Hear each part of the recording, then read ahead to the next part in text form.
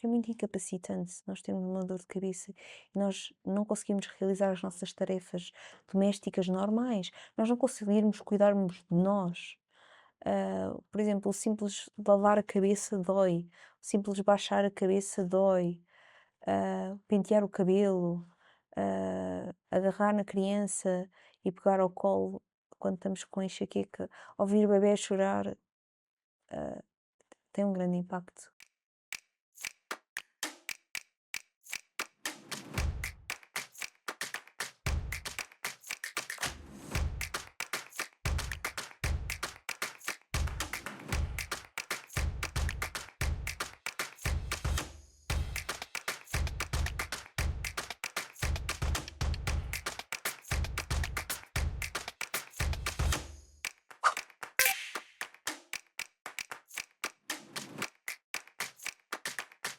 Este episódio conta com o apoio da Alien.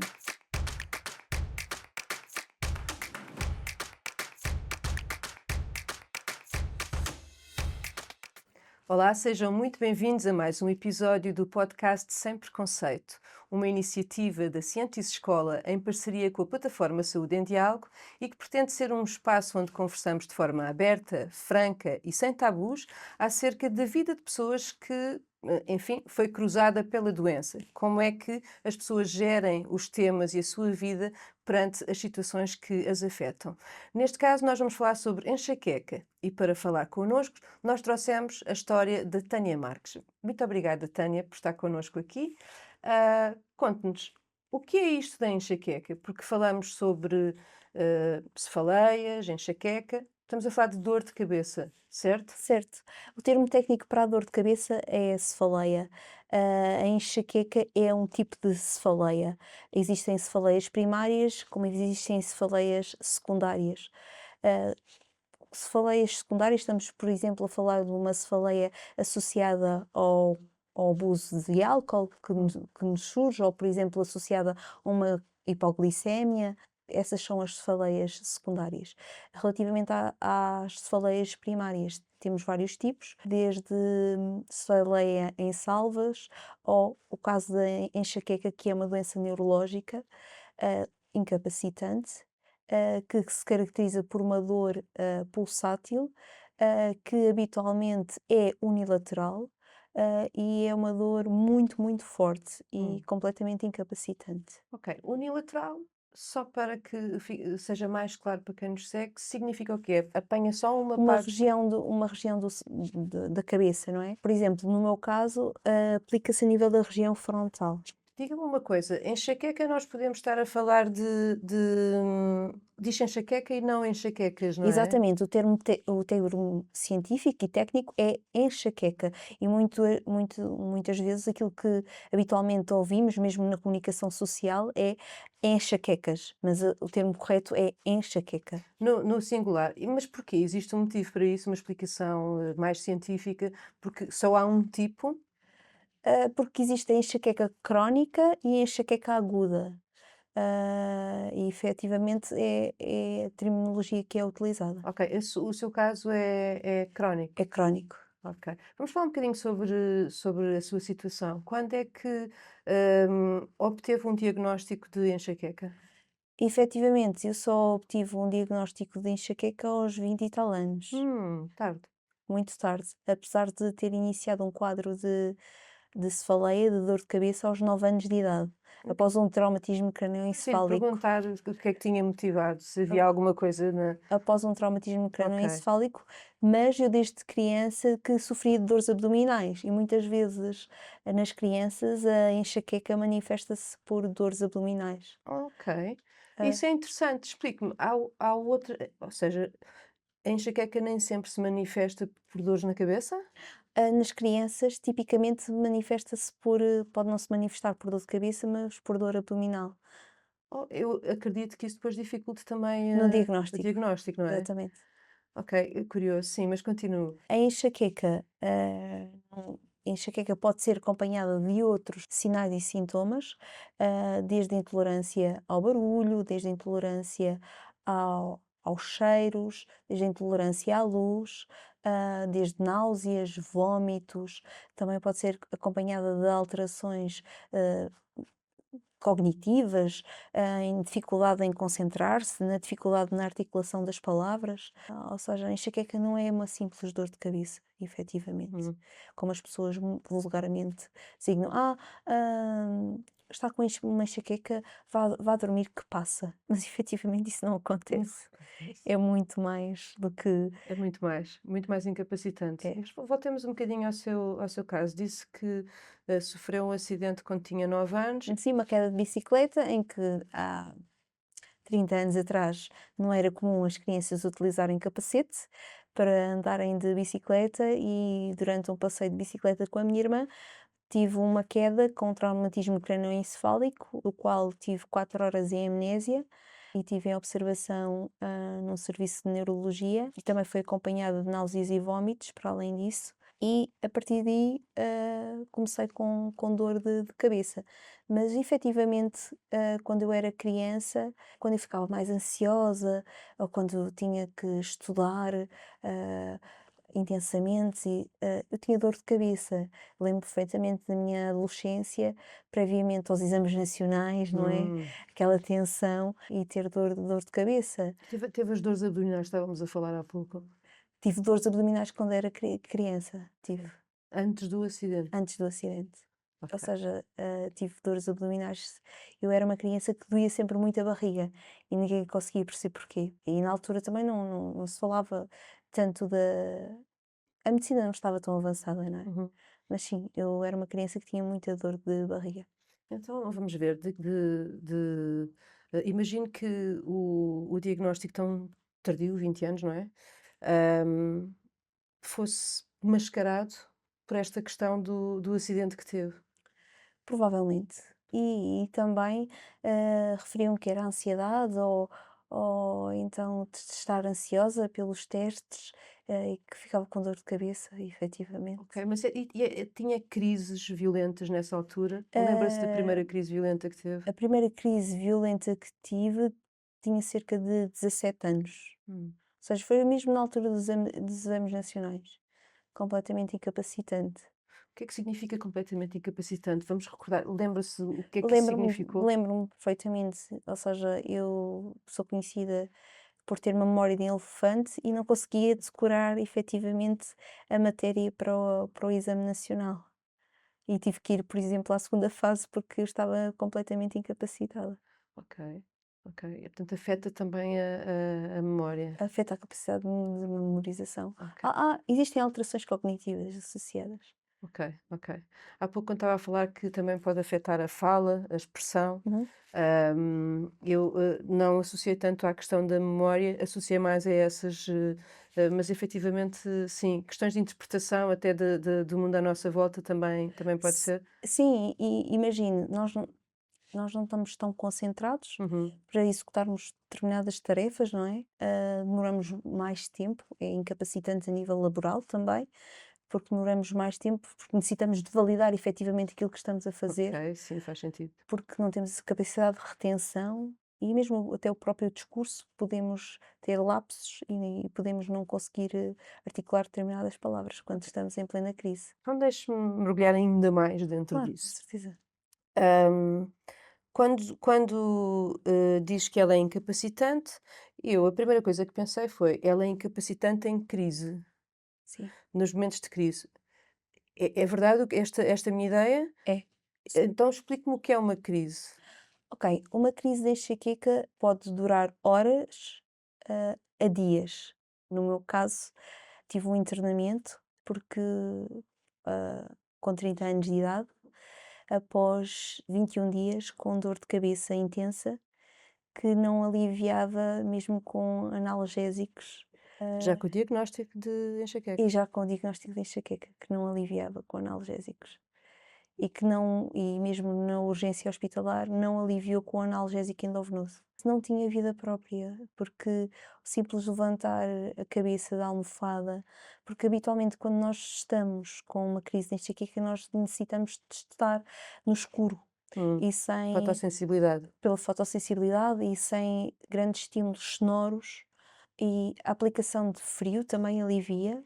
e o facto de estarmos a repousar, Hum, deitados ali, ou seja, é uma forma de porque nós próprios em pé, não conseguimos e agrava com o exercício físico, por exemplo. ok. Então explique-me como é que funciona esta crise. Ela consegue prever? E eu tenho aura, no meu caso. A aura manifesta-se por pequenos pontinhos brilhantes que eu começo a ver, umas luzinhas, Ok. e sei que efetivamente ao fim de 30 minutos a 1 hora eu vou ter uma dor de cabeça. Hum. Mas nem sempre tenho aura. Tenho períodos em que tenho aura, outros períodos em que não tenho aura. Então, o que é isto da aura?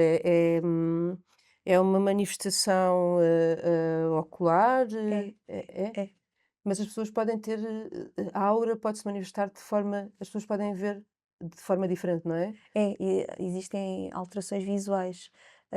No meu caso são pontinhos brancos, que efetivamente eu vejo. Mas há outras pessoas que referem mesmo incapacidade visual. Quando, se tem a aura, que é um sinal, ainda bem que o sinal existe, porque pode haver, prevenção e isso prevenção para atacar antes, não é? E Uhum. é importante que isso aconteça também, não é? Para atacar logo, para não deixar a questão, evoluir para um estágio pior. Isto Isso é muito verdade aquilo que está a dizer e é importante que o público em geral saiba.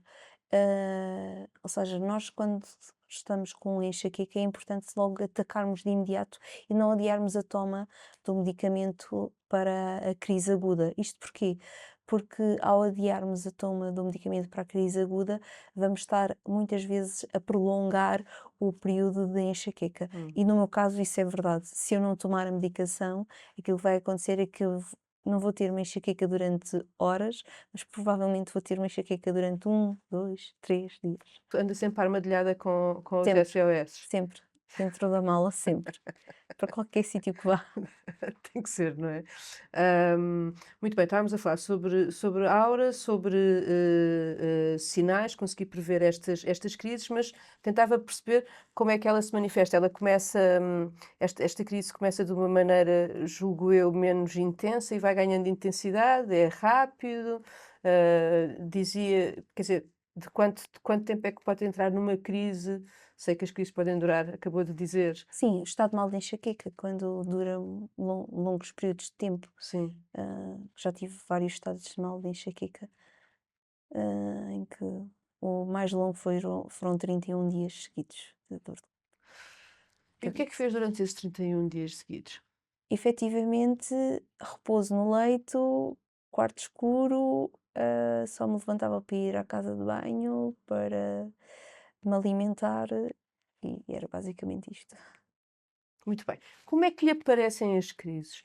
Há qualquer coisa que Existem fatores desencadeantes que são designados por gatilhos ou então existem outros termos técnicos que são utilizados. Eu utilizo habitualmente o termo gatilho, que vão desde causas ambientais, até causas alimentares ou causas emocionais, alterações emocionais.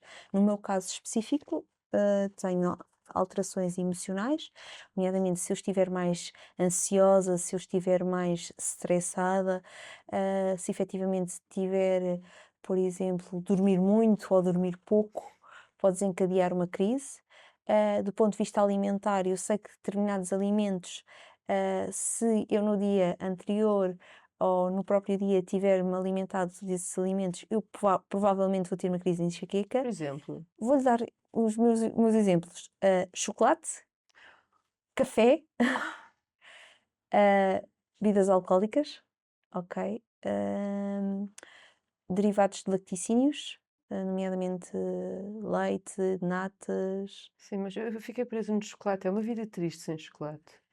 Não, eu posso comer um quadradinho, mas me arrisco-me a ter uma crise de Não enxaqueca. vale a pena. Sim, não vale a pena. O Sim, preço mas é muito mas elevado, sim. existem fast food, alimentos muito processados, E quando falava de gatilhos ambientais, estamos a falar do quê? por exemplo, um cheiro intenso de um perfume, pode desencadear, um estímulo luminoso, muito intenso, por exemplo, uma ida a uma discoteca e as alterações das luzes pode desencadear. Ok, Alterações climatéricas também, ou ok. seja, quando existe eu sofro muito quando há a primavera. Ah, Para mim, habitualmente abril, maio é terrível, com as alterações da estação. ok. Significa isso que o impacto sobre a vida é enorme. Sim, desde o impacto familiar, o impacto social, o impacto laboral, até o impacto a nível relacional. Ok, vamos falar um bocadinho sobre esses impactos na sua vida. Tentar perceber como é que todo esse conhecimento, esse autoconhecimento, e eu imagino que estes gatilhos possam divergir tanto quanto as pessoas Claro, divergem entre si, não é? claro.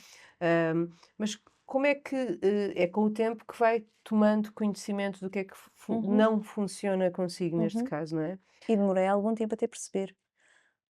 Há algum instrumento, por exemplo, que ajude as pessoas a alguma dica que nós possamos deixar às pessoas para apressar esse processo de entender quais são os seus gatilhos? Eu pertenço à Migra, que é uma associação, de doentes portadores de cefaleia, e temos várias publicações em que falamos sobre os gatilhos da enxaqueca, em que falamos dos gatilhos alimentares, dos gatilhos ambientais, dos gatilhos emocionais, das alterações do sono e das rotinas. A própria alteração da rotina pode desencadear uma crise de enxaqueca.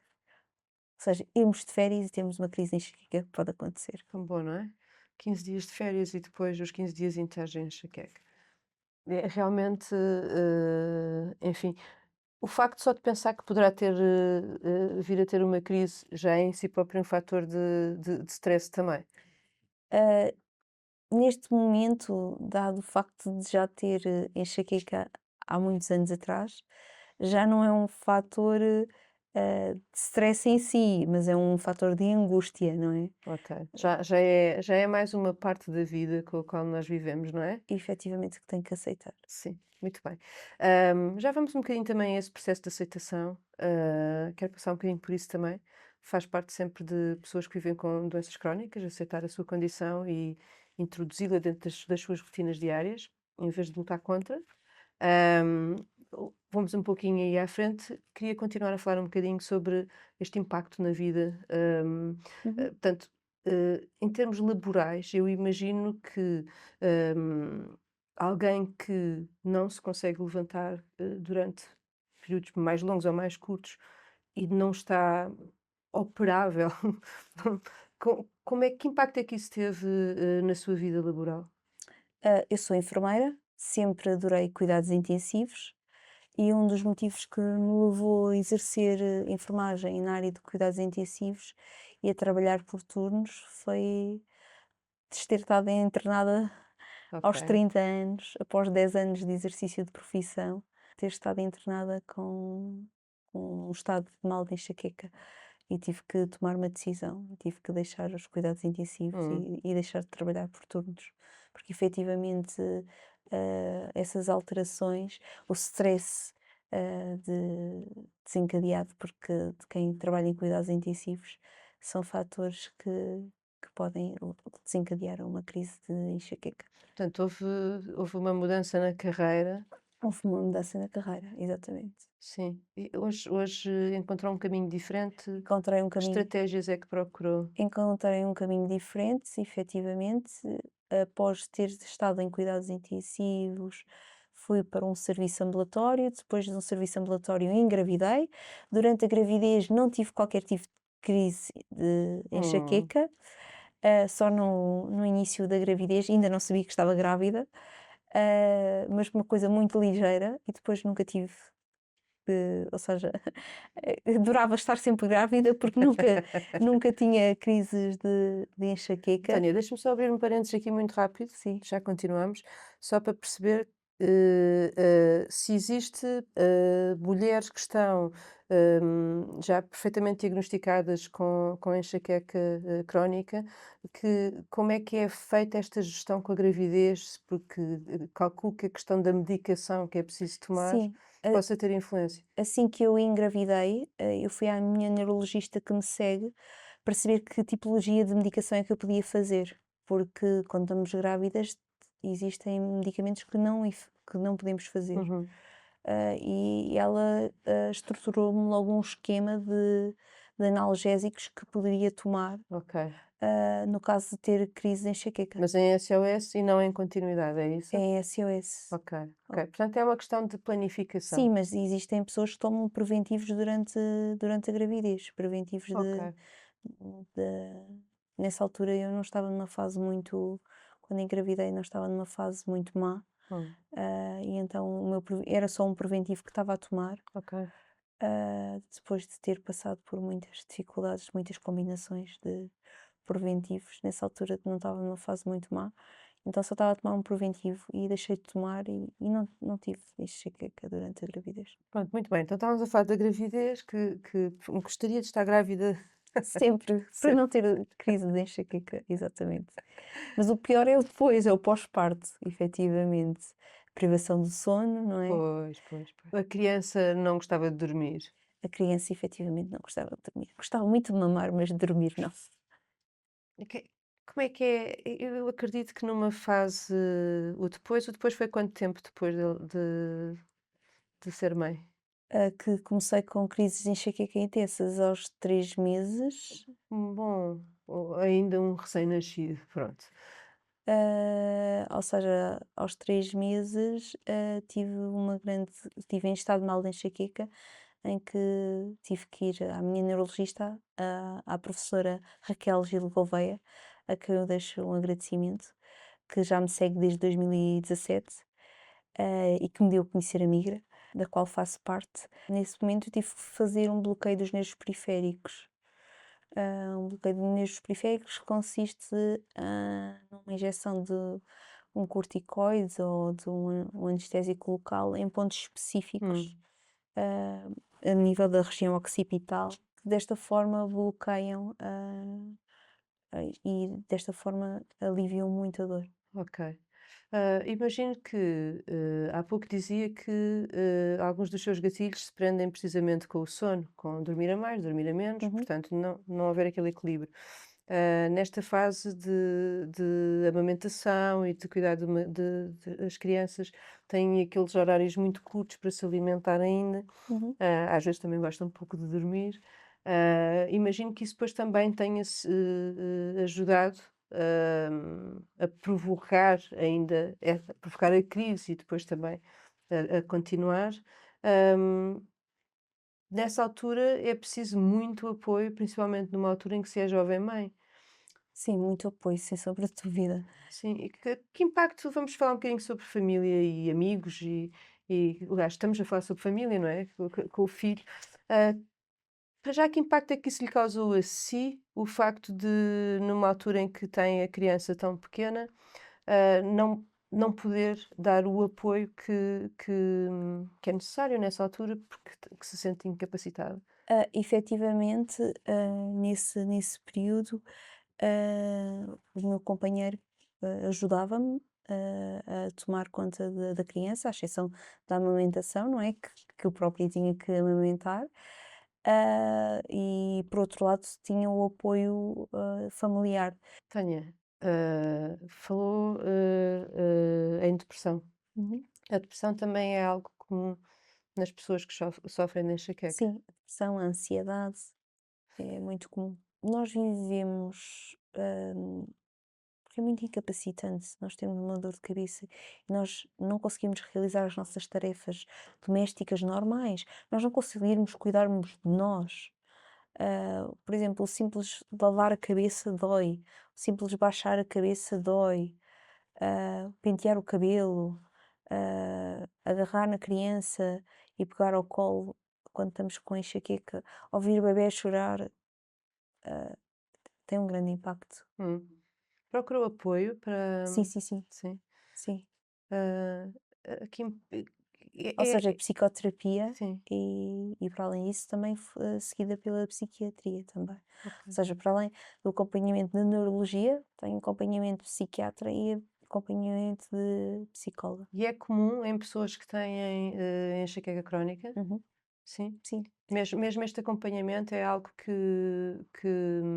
que é sugerido às pessoas.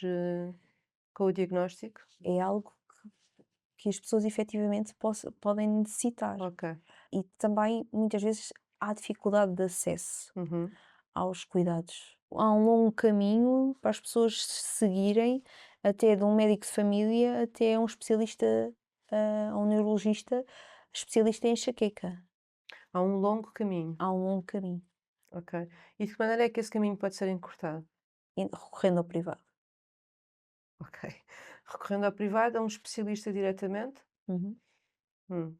Então, para eu recorrer diretamente a um especialista, eu preciso de ter alguns sinais mais evidentes que Ou me seja apontem nesse caminho. ou seja, tem que haver um diagnóstico, ou seja, para além do exame físico, existem exames complementares de diagnóstico que têm que excluir efetivamente que não existe, por exemplo, um tumor cerebral que seja a Uhum, causa de ter essa cefaleia, de ter essa dor de cabeça, não é? uhum. Minha primeira escolha enquanto especialista seria em que especialidade?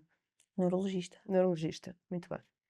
É porque quem nos acompanha é importante nós podermos referir isto Ou para as pessoas seja, saberem. irem ao médico de família e pedirem depois o acompanhamento por um neurologista. Ok. E depois o neurologista encaminhar para um neurologista especialista em enxaqueca, em cefaleia. Aquilo que acontece e que a Migra está a ajudar imenso é também a dar um grande apoio na formação de médicos de família e a falar sobre a enxaqueca já na formação dos médicos de família. Como é que a migra se atravessa na sua vida?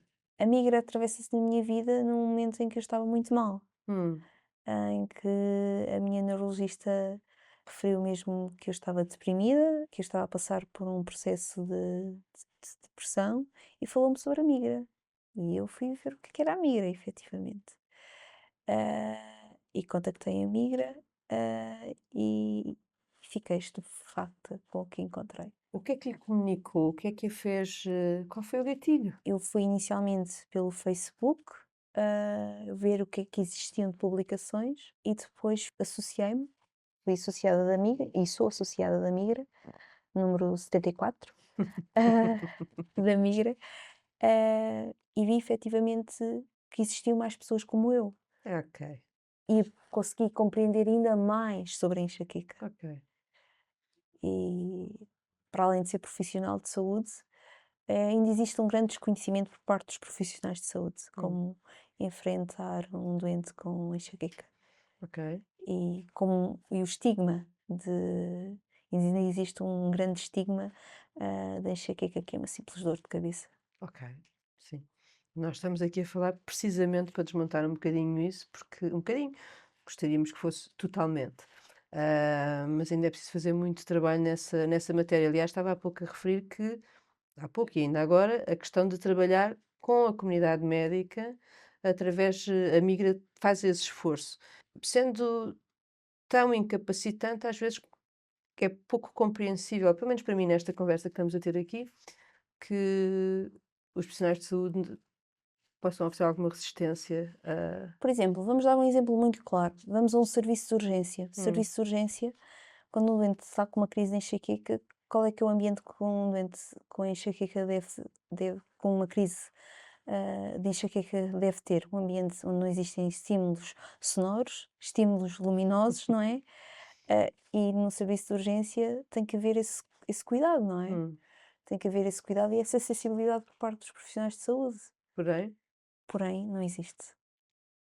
Muitas vezes não existe. ok. Qual é que foi o impacto qual é que foi o impacto de encontrar outras pessoas que falavam a mesma linguagem que a Tânia? Ou seja, pessoas que sentiam o mesmo que a Tânia, pessoas que passavam pela experiência da Tânia. Ou seja, eu nunca pensei que houvesse pessoas como eu que sofriam de enxaqueca, desde criança e que tinham passado por N combinações de fármacos sem qualquer tipo de resultado, nomeadamente desde antidepressivos, desde beta-bloqueantes, ou seja, medicamentos utilizados para controle de hipertensão arterial, desde medicamentos utilizados no controle da epilepsia, não é?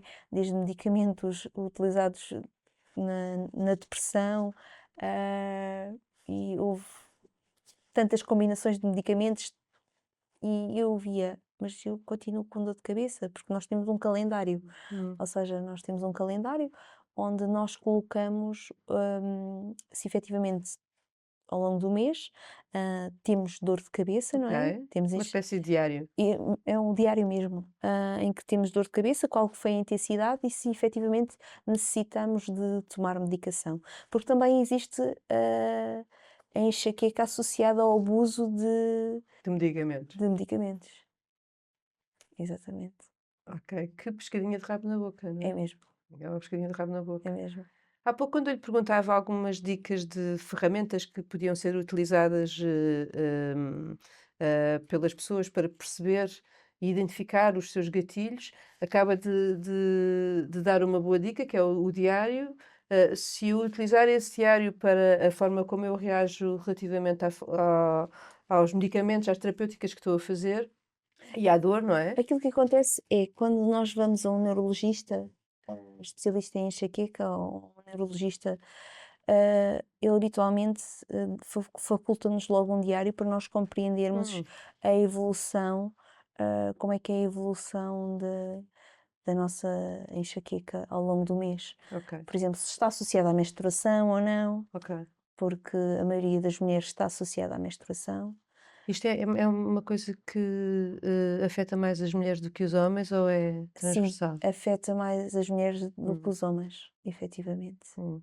Sim, nós Mas temos se ver falei em isto, ainda para saldas, isso. afeta 5 vezes mais os homens do que as mulheres. Mas pronto, então falava-me desse diário da dor, Uhum.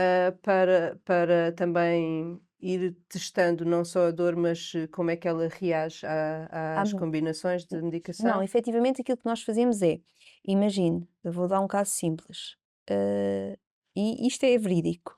Eu hoje apareceu uma menstruação, ok? Eu ontem tive uma enxaqueca muito ligeira, Ok, que foi prévia à menstruação. Hoje não estou com enxaqueca. E eu assinalei no meu diário que tive, que tem uma terminologia própria que é utilizada, mas pode existir outra terminologia, em que não tive necessidade de tomar medicação porque foi muito ligeira, ok, e que passou com o dormir, ok. ok? Não tive necessidade de tomar medicação. Está registado? Está registado e quando for à minha neurologista, vejo quantos dias por mês é que eu tive enxaqueca e quantos dias é que eu tive que recorrer à medicação. Ok, isso significa, a partir daí nós também, para além daquilo que são os sinais óbvios e evidentes que é a própria dor, nós conseguimos, os médicos em conjunto com os seus pacientes, conseguem avaliar se a terapêutica está a funcionar ou não. Uhum, exatamente. Muito bem. No seu caso, já sei que passou por várias combinações terapêuticas, mas encontrou agora algo que a traz mais equilibrada. Muito mais equilibrada. O que é que significa muito mais equilibrada para si? A viver com crises de enxaqueca, mas com crises de enxaqueca muito ligeiras, Toleráveis. toleráveis. Eu conseguiria ir trabalhar com uma crise de enxaqueca. Pronto, era bem nesse sentido, mais, prático que eu queria perceber, ou seja, o dia a dia, o cotidiano é perfeitamente tolerável. Sim, é tolerável mas quem me conhece em casa, nomeadamente o meu pai ou a minha mãe, diz: "Hoje estás com dor de cabeça, não dói?" Hum. Só pela expressão, e eu: "Dói". Eu precisava só de ir descansar um bocadinho. Podem ficar com o menino, e ficam com o menino. Vamos voltar um bocadinho à migra, para perceber que tipo de apoio é que as pessoas podem obter, através da associação, para além daquilo que é poder estar em contacto com outras pessoas que falam a mesma linguagem, passam pelas mesmas experiências, e só isso já é um achado, é um bem maior, não é? Exatamente, a migra, para além de dar a conhecer os direitos e defender os, os doentes que sofrem de cefaleia, não é? E de enxaqueca, também dar a conhecer quais são os direitos e que eles próprios podem beneficiar, quais os medicamentos que Hum, neste momento estão a ser comparticipados, efetivamente, e quais os medicamentos que estão a sair no mercado. uhum, Também há uma parceria com o associado tem direito a 2 consultas gratuitas por ano com um médico, de família, com formação na área da enxaqueca, e da cefaleia, o que é ótimo.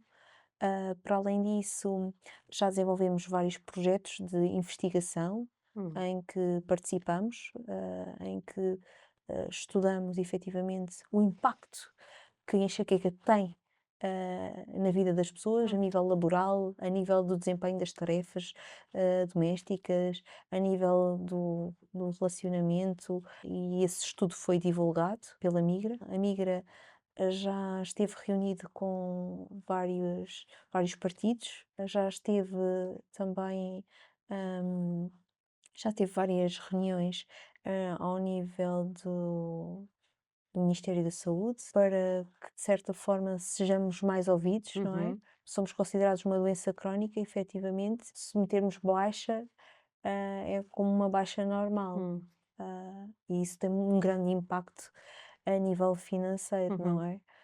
Ah, e estamos a tentar conquistar direitos que possamos ter, como uma doença tão incapacitante e que em Portugal atinge 2 milhões de pessoas. 2 milhões de pessoas. Tânia, vamos deixar as pessoas procurarem mais informação. Quero deixar só o endereço do site, para as pessoas poderem consultar depois mais informação. Basta colocar em Migra, conseguem aceder através das redes sociais, do Instagram, do Facebook, ou colocar Migra Portugal, também conseguem aceder facilmente no Google. Ok. Nas redes sociais também podem encontrar informação relevante sobre a enxaqueca e como é que ela se pode manifestar efetivamente, e como é que pode ser efetuado o diagnóstico. E até existe uma ferramenta de Hum, diagnóstico com 3 questões simples que aborda se esteve nauseado nos últimos tempos, se efetivamente não conseguiu trabalhar ou desempenhar as suas tarefas. Existem 3 questões muito simples que podem levar a procurar ajuda, e a perceber que pode sofrer de enxaqueca. eu julgo que nós já conseguimos aqui hoje deixar bem claro, ou quebramos, deixámos algumas fendas dentro desse grande mito, que é o facto de nós não estarmos a falar, de uma dor de cabeça simples, Hum. como muitas vezes, ainda continuam a ouvir as pessoas que vivem com esta doença. O que eu lhe queria acabar a nossa conversa, hum, perguntando-lhe, hoje tem esta estabilidade, como é que olha para a frente, para a vida? Qual é que é a energia, a grande lição que retira desta, enfim, desta companheira de vida que às vezes consegue ser chatinha? Sim, efetivamente esta companheira de vida já foi muito chata, eu já tive que efetivamente não ir a um casamento, porque estava com uma crise severa de enxaqueca, já tive que faltar a vários eventos. Os meus amigos próximos compreendem perfeitamente. Ah, eu acho que até de certa forma, a enxaqueca contribuiu também para o meu divórcio, Hum, para a minha separação. Não quer dizer que foi um motivo principal, mas também de certa forma contribuiu, porque efetivamente ter uma pessoa que em 30 dias do mês tem 21 dias de dor de cabeça, hum, ou que tem 14 dias de dor de cabeça, não é? É muito incapacitante, não é? Atualmente, para além da terapêutica oral preventiva que faço, também faço toxina botulínica, que é a aplicação de botox, e também faço uma terapêutica biológica, uhum, que neste momento está a ser, que é uma injeção subcutânea, que está a ser muito eficaz no controle da dor. que bom. E aquilo que eu levo, é, sou sincera, privo-me de determinados prazeres, nomeadamente já não bebo um copo de vinho há muitos anos, ah, como ainda pedacinhos de chocolate, ah, Esse chocolate, esse grande pecado. como ainda pedacinhos de chocolate, mas de uma forma muito regrada, e sei que efetivamente se abusar em algum tipo de alimentação, se comer muitos alimentos processados, que efetivamente vem a mim uma crise de enxaqueca. Mas hoje consegue fazer essa gestão, de uma forma mais tranquila, mais, enfim, é uma companheira de vida. Houve um reajuste, teve que haver um reajuste, tanto a nível laboral como a nível, foi mesmo conhecendo a doença e o Hum, impacto que a doença tinha em mim e conhecendo efetivamente os gatilhos. Ah, eu, por exemplo, eu obrigatoriamente o exercício físico é um exercício físico não intenso, hum, ok? Uma caminhada, ah,